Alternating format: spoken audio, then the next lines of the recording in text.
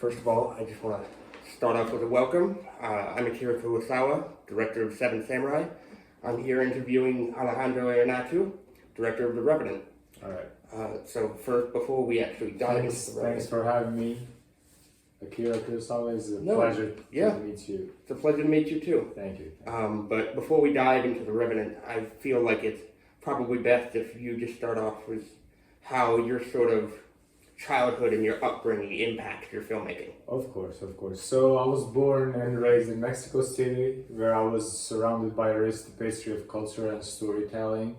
So my experience with growing up in Mexico deeply influenced me, my approach to filmmaking. So I draw inspiration from the struggles and triumphs of everyday people, as well as the beauty and brutality of the human condition. No, of course. So if that's the case with, the relationship between your filmmaking and your upbringing, how do you think that you would have, or how you applied it to specifically The Revenant and how you made that film?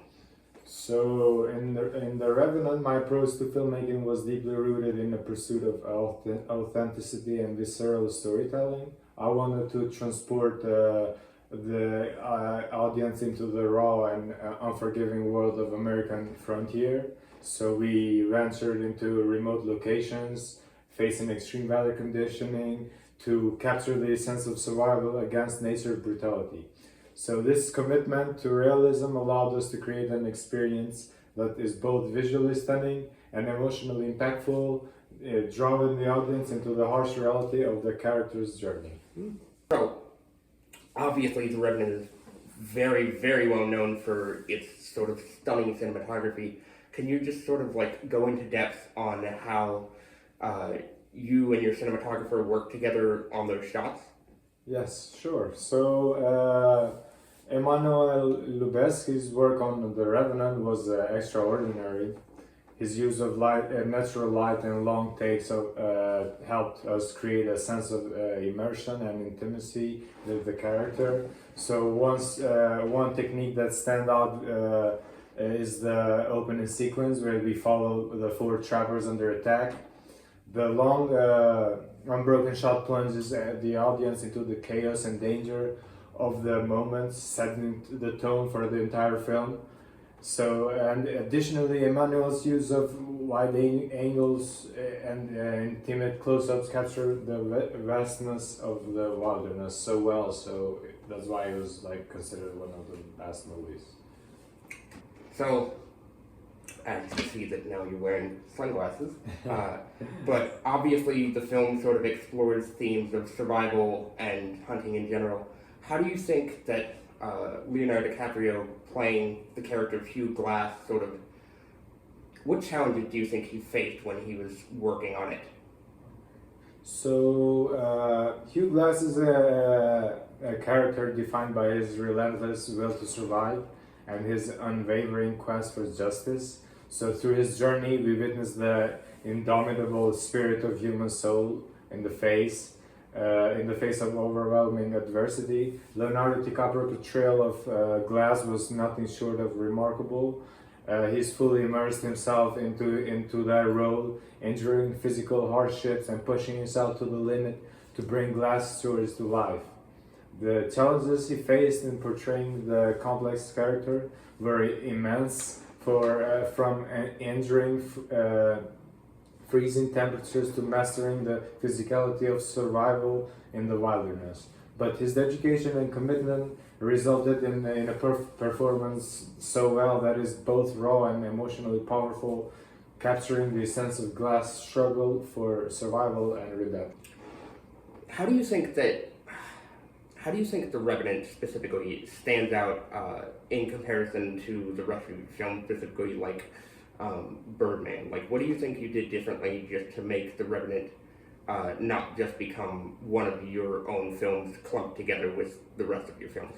Yes. So The Revenant stands out in its epic scale and immersive storytelling, while films like Birdman, you say, or Amores Perros, so they explore the more complexities of human relationships in contemporary settings. So The Revenant transports viewers into a pivotal moment in American history.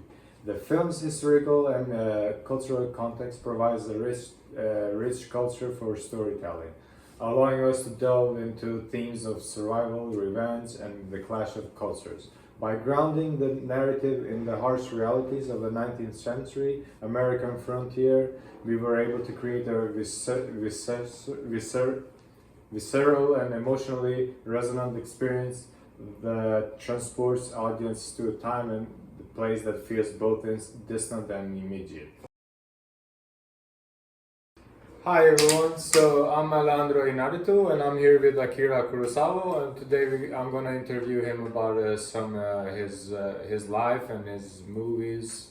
So Akira, where did you get the ideas to work with the samurai films? I got the idea to work in samurai films from early in my childhood. I looked up to my brother a lot, and he and I were put into doing training programs with the fighting styles of samurai. So obviously, their fighting styles and their sort of culture around samurais is a huge impact on me when I was growing up. So obviously, if I was going to make a film about something, it would be about something that I was connected to when I was, a young person growing up in Japan just before the war. So my next question, Akira, is why did you choose to adapt so much of Shakespeare's work? Well, the easy answer is that it's easy, right? Because Shakespeare's work is it's easy for people to understand, but it's also more famous. But that's not going to be my real answer. The real answer is just the fact that while, yes, it is easy to adapt Shakespeare's work into the samurai films that I made, I felt that in order for me personally and for the audiences of Japan to connect with Shakespeare's work because of it being not in our native language, I felt that making them into samurai films translates well because, number one, it'll help connect the Japanese people with Shakespeare's work that most people already knew about.